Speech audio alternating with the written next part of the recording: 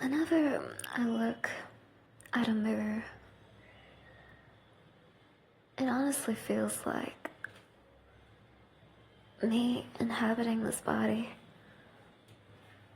or just me looking at my vessel in general. Feels like I'm embodying some kind of a purpose given to me, and it's like some kind of an opportunity that I've taken, and become conscious of. Basically, like a power of will force or life force that's aligning with a sense of direction in the universe that's mostly directionless, because honestly, if you go into space, there is no up or down, there is no right or left. There is no correct path, there is no wrong path. Sometimes it all feels the same. It all feels like it's leading to one thing at a time, or maybe into a collection of things at a time. Now, in these certain cases,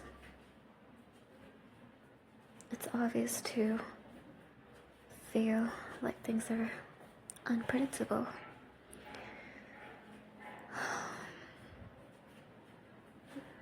But the thing is,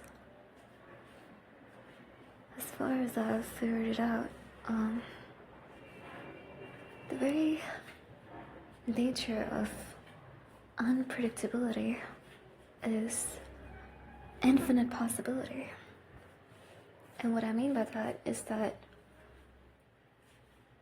the thing that we call the unknown is basically known as the unknown.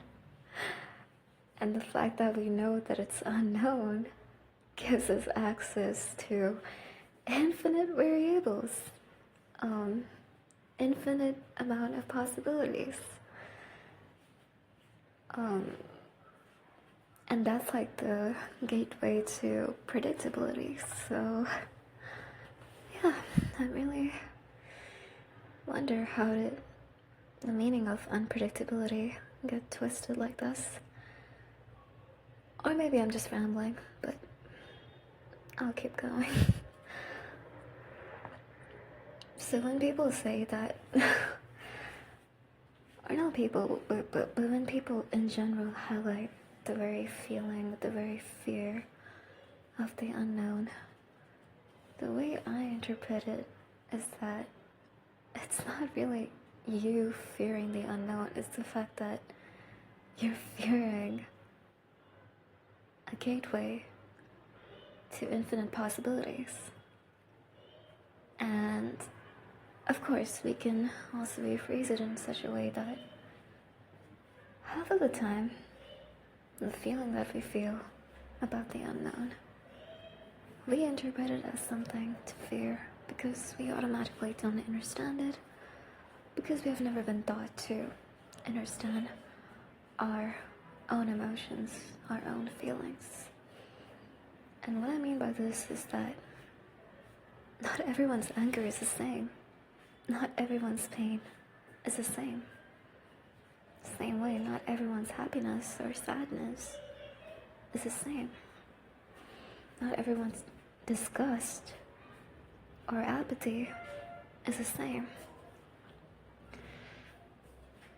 Now, if you closely interpret my words, you'll start to realize that feelings give us some kind of a data, and we just think of it as some kind of an alien language and immediately just bombard it with all kinds of meanings that we know, that we have learned, you know. It's like a guy just coming up to me and speaking to me in Spanish, and me taking it as a threat, even though he's just saying, hi, how are you doing? You know, that's what feelings do. They come up to us because they're trying to obviously fulfill their own purposes. But of course, I mean, we have never been taught to actually respect our own feelings. um, respected enough to actually learn what those feelings mean. So we usually take those feelings for granted and we almost never pay attention to them, or at least I don't, as far as I know about myself.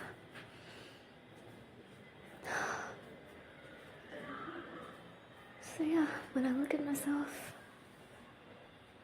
it definitely feels like there's some kind of a destiny that I'm here to embody. Some kind of a meaning, some kind of a challenge that I've taken upon myself. But well, good for me. I like surprises after all.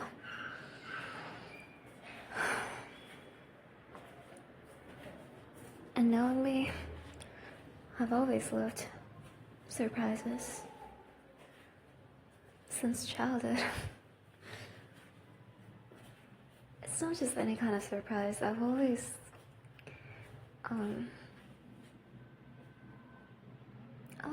loved the very idea of a surprise. Even if it's surprising someone else, even if it's surprising myself. It's a very interesting concept to me.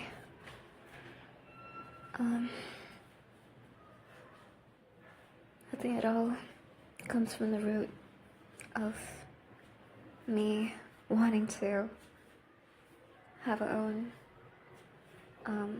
surprise birthday party in my childhood. But I've never had that ever in my life. So the idea of like a surprise feels like a celebration to me, because that's how my mind has learned to correlate things. So yeah, I guess we only realize the value of something and we don't have it. I've never had any birthday parties. So I guess I know how happy I would be if I was surprised with a cake and people told me, "Happy birthday, Violet." Alright, enough of that.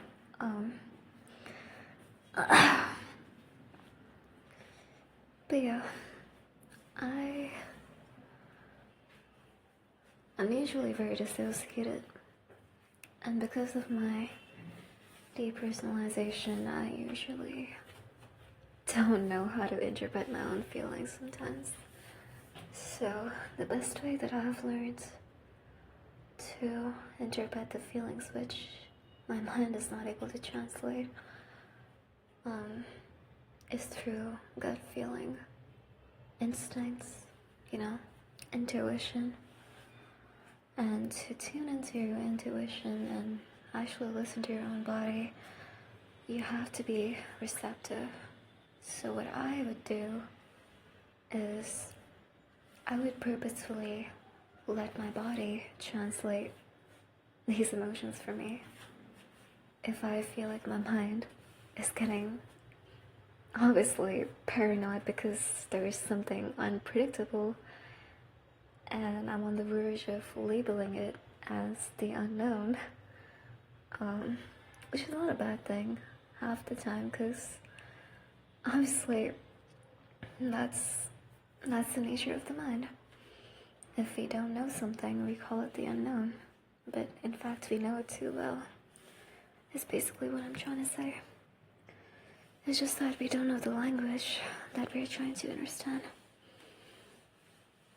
And in the Xenoverse, language is a very important factor within connection to literally anything, even to your own perception. Because if you notice, the language which you have learned, your perception is adapted to that language.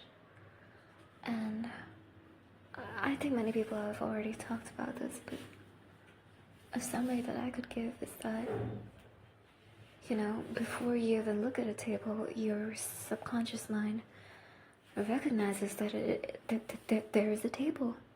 In the periphery of your vision, there's a table. So it's like our mind automatically labels things and creates our reality before we even try interpreting something. And I guess that's a very intriguing part about language and the concept of language, is the fact that it can take over your perception and become your lens for reality at any point of time. And all you have to do is just allow it. And the fuck was that? Alright, all you have to do is allow it to become your lens for viewing reality. But yeah, I think the fact that we all fear this unknown factor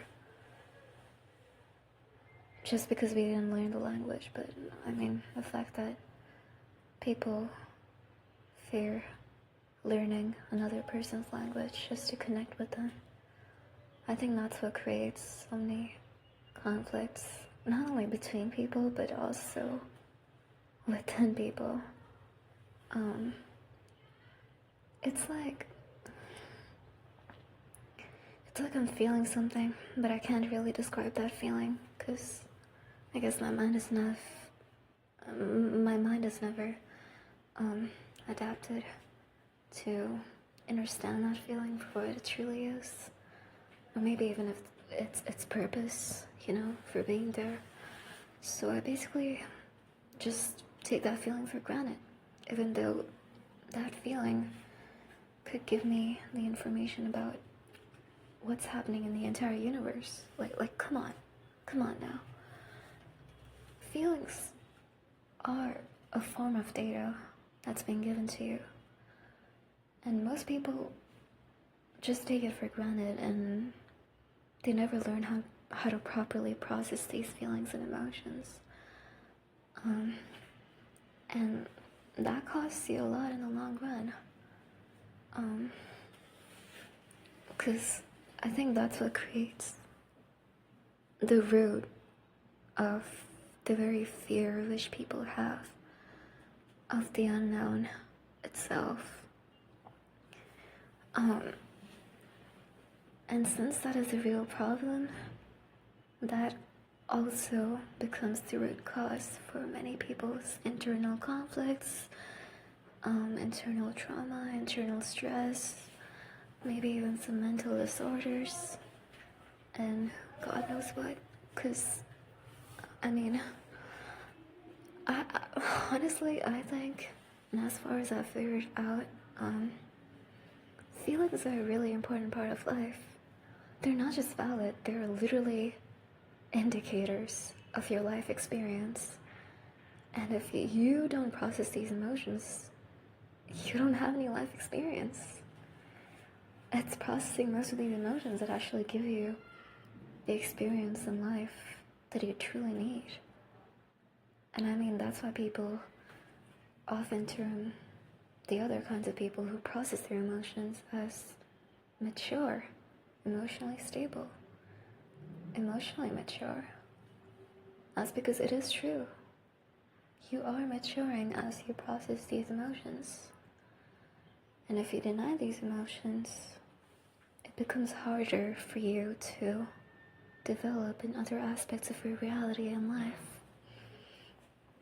So that's why, even though I have problems with my dissociation and depersonalization, I have trained myself, I've adapted to go and flow with the unknown.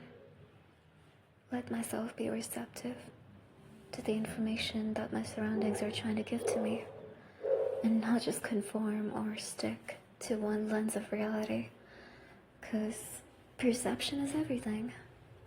And that's something that I've learned even a while back before my dissociation kicked in. Perception.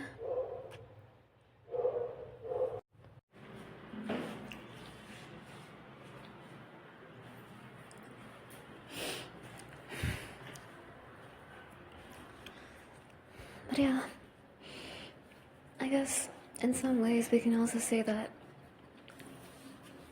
your perception, unfiltered, is the more, or is probably the most important aspect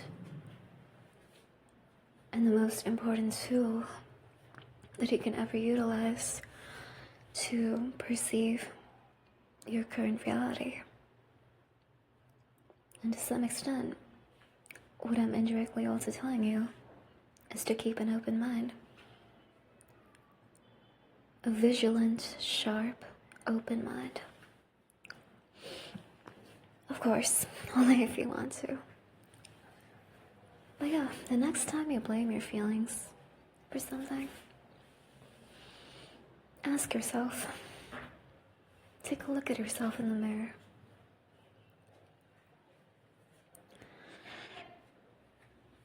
How did you decide to treat these feelings in the first place? And why did you treat your feelings this way? And then let your body do the rest of the work. Become receptive to what your body is trying to tell you about those feelings. And then slowly but surely, let those feelings resolve with time, space, energy. And most importantly, intention. Because the most important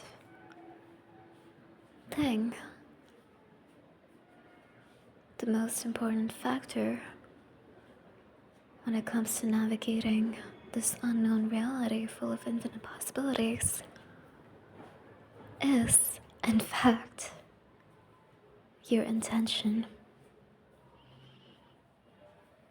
Just like how our feelings are the vectors for this unknown energy to truly and surely and certainly flow within us, through us, and around us.